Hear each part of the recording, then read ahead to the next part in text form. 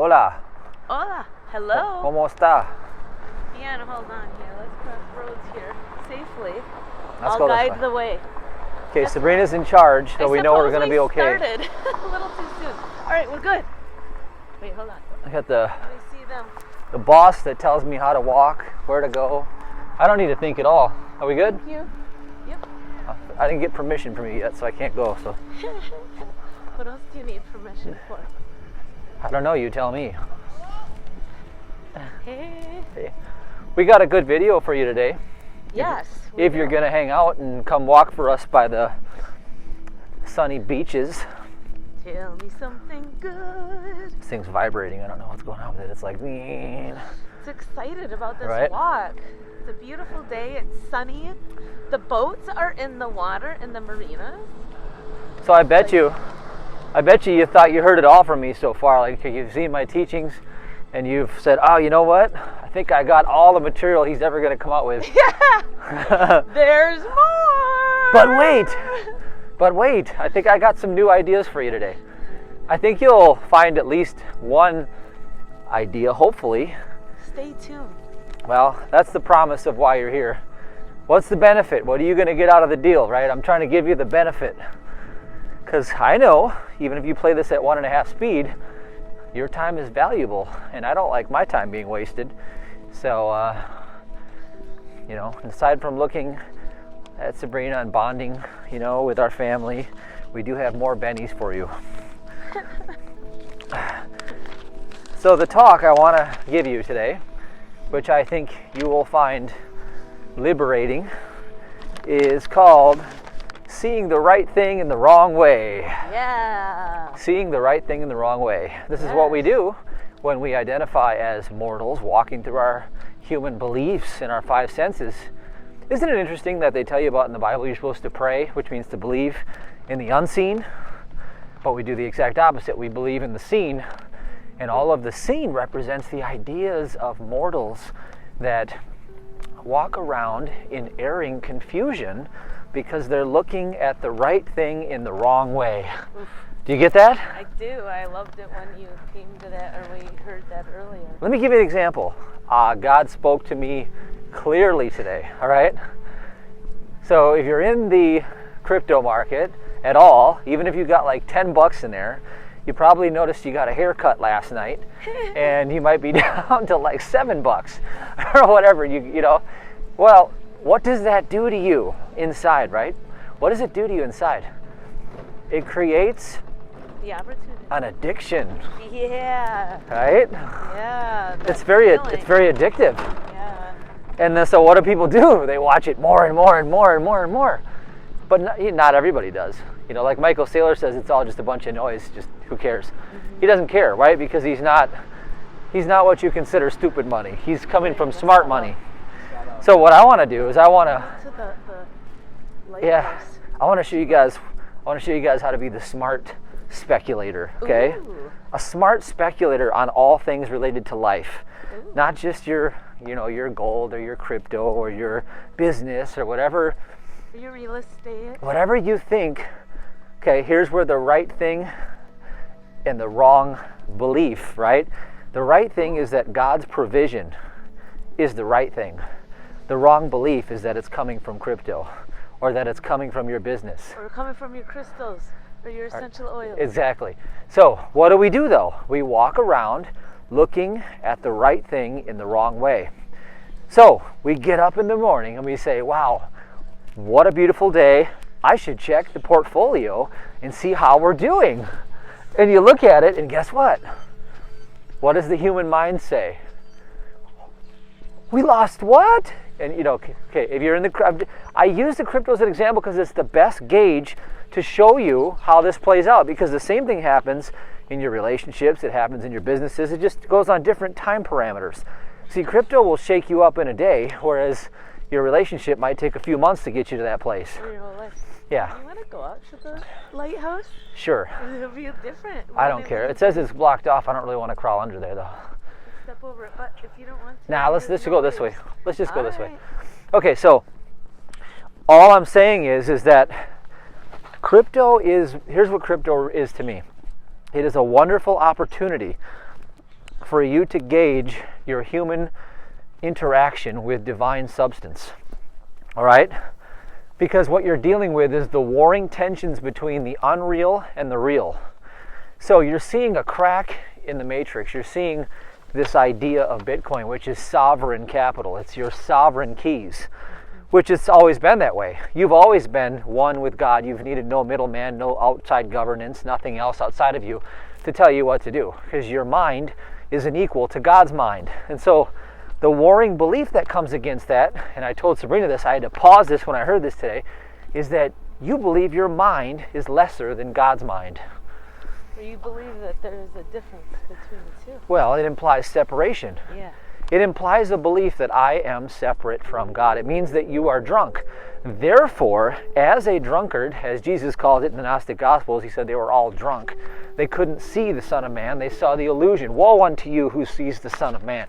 He's saying to you, you are looking through the human belief at a flesh and bone creature, but the divine principle is not beheld in that raggedy image. Right? You mean this little corpse that's going to bond to the earth and go back to dust is the image and likeness of a divine being? Of course not. And so we do that through our human collective belief and through our personal belief, which is where your responsibility comes in. We look at our idea of sustenance, as in God provides, because divine love is a principle that beholds its creation within itself and provides for all. Okay, so get that. That's the fact. Okay? Now the fiction is we get up in the morning and we look at the charts and we say, oh no, the ship is going down, baby. The ship is going down. You see?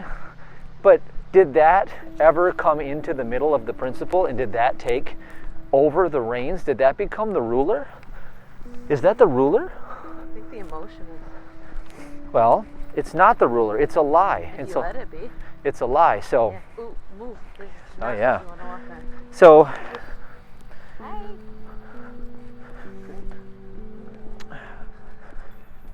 Well, here's a broader scale example. Let me ask you a question. When's the last time you felt absolute bliss and peace, and you felt as free as the wind that's blowing here, and you felt that nothing could stand in the way of happiness and joy this day? When's the last time you felt that? Right now. Perfect. Now how about you watching this? No, seriously though, when is the last time that you crowded out some space in your thought, your personal thought? This is where we're going here. When's the last time you took possession of your personal thought, recognizing that your mind is not a lesser mind than God's? The only difference is that you haven't become fully transparent, which means you haven't become see-through to the Father. You see? Yeah. You're standing in the way in a cloud, pretending that the Father's will and the Father's divine idea is somehow interrupted or obstructed by what your human perception of life is. You get that? Yeah. We want to correct that. So we see that play out as this whole thing going on in 2020, 2021, right? It's this debacle of, could the governance within divine mind war against itself? Absolutely not. So we see the right thing in the wrong way. So what we see, for an example, is we see the TV and we look and we say, okay, this is some bad crap on here, and this is really bad. And then we contemplate it. And then it becomes trouble in our lives because we haven't even taken an hour of the day to side skirt all of that and rejoice and remember that this is the day the Lord hath created, and he hath created no night. You see that? Yeah. When's the last time you did that? When's the last time you said, woe unto myself for looking at that wretched illusion and committing blasphemy against the Holy Spirit? That is a spiritual crime. It is the only one that is not forgivable, by the way. And what it means is you look to your outer kingdom, your physical, and you take the impressions, what you hear, smell, see, taste, and touch, as truth, and bring it into the altar where divine self, I am, is the only principle. And it's no different than you coming with 3 + 3 = 7 and setting it down, and a principle of 3 + 3 = 6 is there, it destroys everything you just brought. See, that's how you have to operate this game, is you have to stop putting the lie before the truth and put the truth before the lie. I think it's one of the 10 Commandments. Have no other Holding gods. No other image or No graven Aaron, image. yeah, Yes. graven image. No graven images. Well, the spiritual crime of blasphemy is when you look to those impressions, but yet you bring them into your storehouse of your imagination, your reflection of God, and you cloud God's vision with it. Yeah, by giving it your God's space. It's called you. Mind is your God's space. Yeah, it's the misuse of your free will. It's your God-given freedom. So what that makes you is that makes you an adolescent in the walk of faith, because you're not using your faith to hold to that which is true. You're being misguided and swayed into that which is untrue, ignorance, deception. And so you get sent to a school to work that and sort that out. Mm-hmm. Does that make sense? Yeah, and you were saying, go on, keep going about the 3 times. So you have 3 lessons to learn. There are 3 phases of human evolution that will bring you out of the school where you graduate. So the first one is you have to understand that human will is an animal propensity. Okay? We go through that stage in the beginning where we want to fight for our right we want to fight for our right to hold our peace and our happiness. Now that implies that something is obstructing our happiness, and it creates a hardened sense of duality, which is exactly what physical matter is. It's a hardened sense of duality. It's a lie. So we walk in ignorance, and the only suffering is ignorance of the Father. So what we do is we try to fight for our right. Like when I grew up as a teenager, I believed that I was abandoned. Okay, it's a hardened belief that becomes a self-concept. So I fought my way through life. Whether it was hockey, whether it was on the street, I was a fighter. Whether it was into this world, or fighting illnesses. It was always a fight. A fight. Yes. Strong. See, that's ego, that's human will. No way, you don't have an ego. Well, what? Look once that starts to soften, that's when you start the first phase of 3 in your ascension. Once you recognize that you can't get there from there, and that you've had enough of pushing against what is, because you've been seeing the right thing in the wrong way for so long and acting against it, and then it comes against yourself. And you're so done with that, that you start to say, you know what, that's a portion I'm willing to surrender, right there. Oh, there's a dog up here that looks like ours all grown up. Just like her. Wow, this is crazy. Oh my gosh. This dog looks just like ours, and just bigger. Totally, We'll come back to this story, don't worry, I'm not holding you. I just had to We just might have to go and marvel over this replica here. That Mona's gonna be looking like. Oh. Hi. We gotta say hi to this shepherd. We gotta ask. Hey buddy. We have a shepherd at home, so hi. Oh yeah, wow. He's trained though for nursing homes and everything. What a great dog. How do you get them? I wonder Wow. if you could do that for Mona. Do they ever do it where dogs just come and visit and learn to trade, or they have to live with them all the time? Is a lot of the people I wonder if I can get that dog. They were farmers that were grew up on the farm. See if you can see that. There you go. Use border It looks like our dog, just bigger. They use German Shepherds. And it's a male. Sure. So when I take him, They're such it great takes dogs. them down memory lane. Oh. More shepherds? And they call him Rin Tin Tin. Oh, that. Oh. Oh yeah. What's his name? That show is way before you. I rescued him at 6 months from South Dakota, at 3 months from South Dakota. Oh, He's a purebred.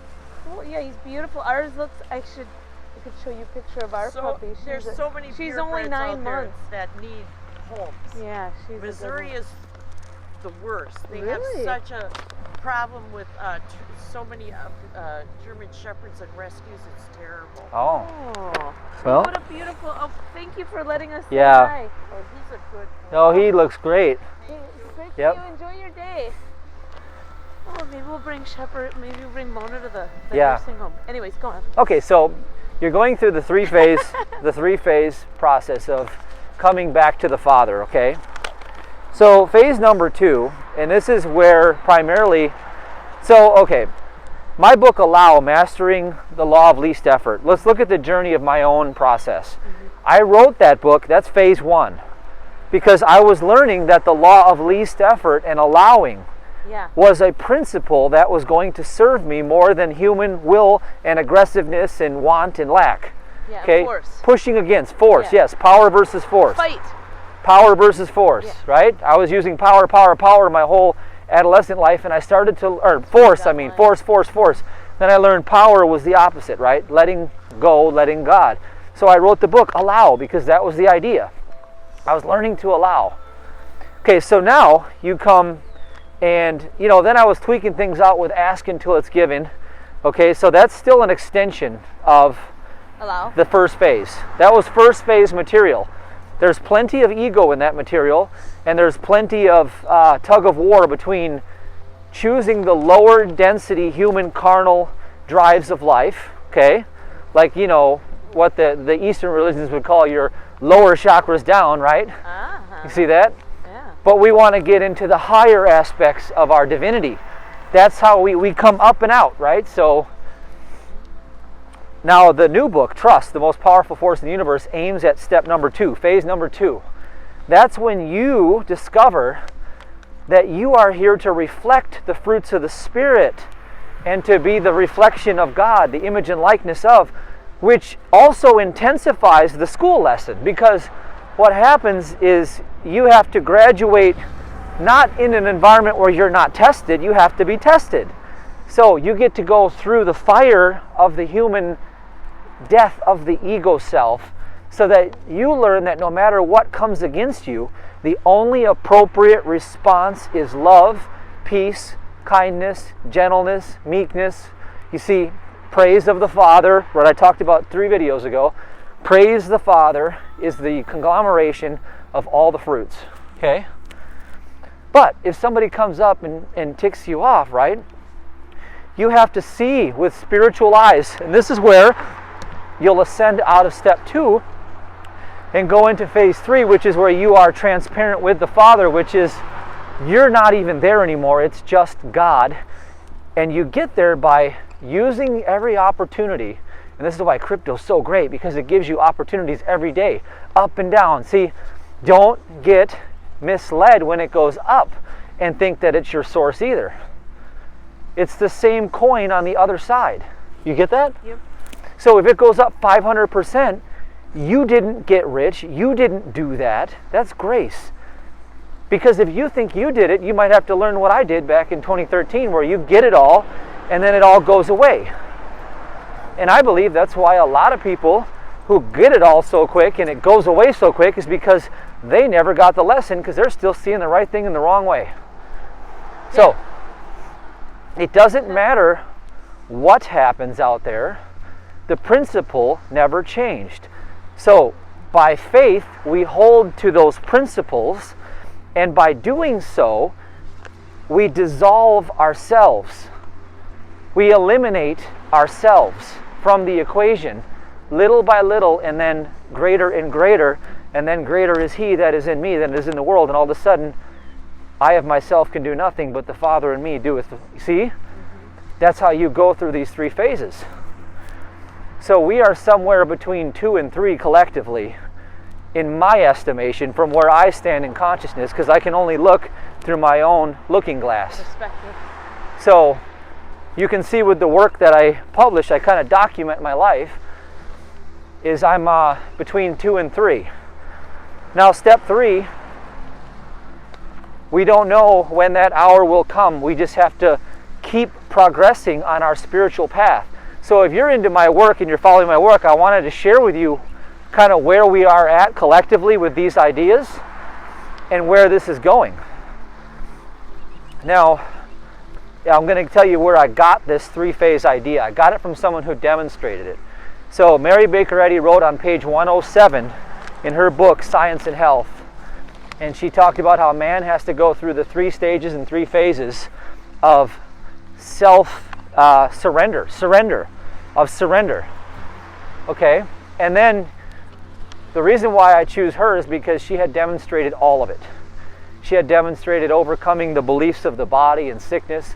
She had demonstrated the greats of success in her, her ministry and getting her works out there, and many other facets of life, including raising people from the dead and Everything you could think of, everything we were commanded to do and more, she was walking in it. And so when I look at the journey, I can say, okay, here's a woman of wisdom who's gone further than I have in this process, and she's looking back and saying, these are the steps. So I'm taking my cue and saying, okay, where am I on the step ladder here? Because I can identify with this. And between 2 and 3. You know, and so that's pretty cool. Now I have to confess that from my Gnostic teaching studies, since we know that the world out there is an empty carcass, and we know that it's a simulation and that it's a school ground, I can only say that the peripheral, you know, all the stuff going on in the world, is really just the test. Yeah. It's the big, you know, it's the final exam. It's like, hey, before you get to step 3, taking out all the stops. Can you pass the exam? Yeah. And I'm going to tell you, some days are better than others, but the idea here is, I remember this as coming out of Lyme disease when I had that belief. It took me 6 years to finally perfect myself out of that belief. I don't know the timing. I just know that it's based on when the lesson is learned. And so to hasten the lesson from step 2 to step 3, I really feel in my heart of hearts that holding to the principal idea that God is all, and there is no other mind, no other power, no other principle, there are no evils. There are only right things looked at in the wrong way, okay? And turning away from God is what the personification of Satan means. It means ignorance of the Father personified through a person, through a persona. And that human will drives that ego persona to do that. And so step 1 is how we get out of that Babylonian system, is by first realizing that the human will is what drives that persona to turn away from good towards evil. And as we diminish that part of ourselves in exchange for the real self, then we move into step 2. We recognize that God is all in all. So therefore, we better start reflecting God so we can have life, okay? Spiritual, filled with peace, love, joy, kindness, meekness, temperance, you know, all the fruits of the Spirit. It's the only acceptable behavior. And then once we are aligned with that, I guess we'll see what phase 3 looks like when we get there. Amen. Amen. You want to add anything? No, I'm just like, I'm going along with you're on a roll. I just listened. All right, so I didn't want to cut you off and then change your train of thought, so I just No, it's good. So what I want to add to this, though, is something came to me, and I was in the flow state, and God said, you know, do this. It's the 5 whys to find out, you know, to find out where the belief is, right? Why? Okay, right. Why? Why?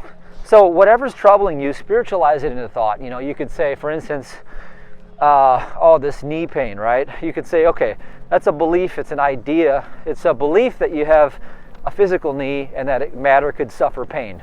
So that's a belief. It's not a principle. So what we do is we write it down. There's a belief.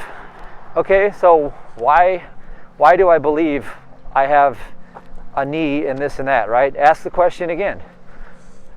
Whatever comes up, write it down. There's another belief. And then why do I believe this? Write it down again. Do it 5 times. Dig down to the bottom why. Get to the bottom the core belief that holds it all together. And you might get to the belief, because I'm separate from God. I did that today earlier. I looked at this issue and I broke it down into 5 whys, and it said, because I'm separate from God. And I said, oh, now that lie I will destroy with truth and watch the whole house of cards come down.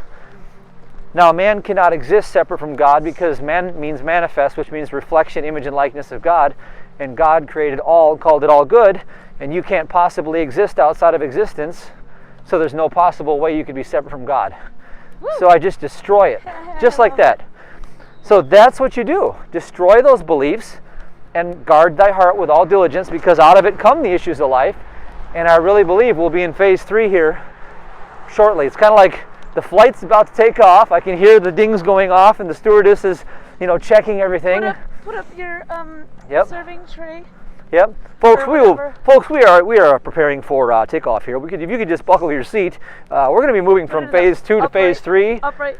Yeah, put your mind in the upright position, and the shoals are showing. And belt yourself to the truth, because we're about to ascend here to the heights of God consciousness. Gosh, look at how beautiful this lake is. Yeah, it is. So let's Isn't it catch some of great? this, Yeah, and then flip around, look at it. I got to find a restroom. So these cool rocks, not cool rocks, but when they were first found, like people were first starting to bring boats here and sail here, they didn't We have know to there were wait a these minute. huge rocks under the water here. And it's kind of sad they'd get so close to shore and then hit these rocks and then capsize. And it's really sad stories. Can you see those rocks out there? Sheboygan has some of the most freshwater shipwrecks. So people will go with scuba gear on and go searching for shipwrecks. I think they use even like satellite imagery to look at the water when it's the clearest to find them.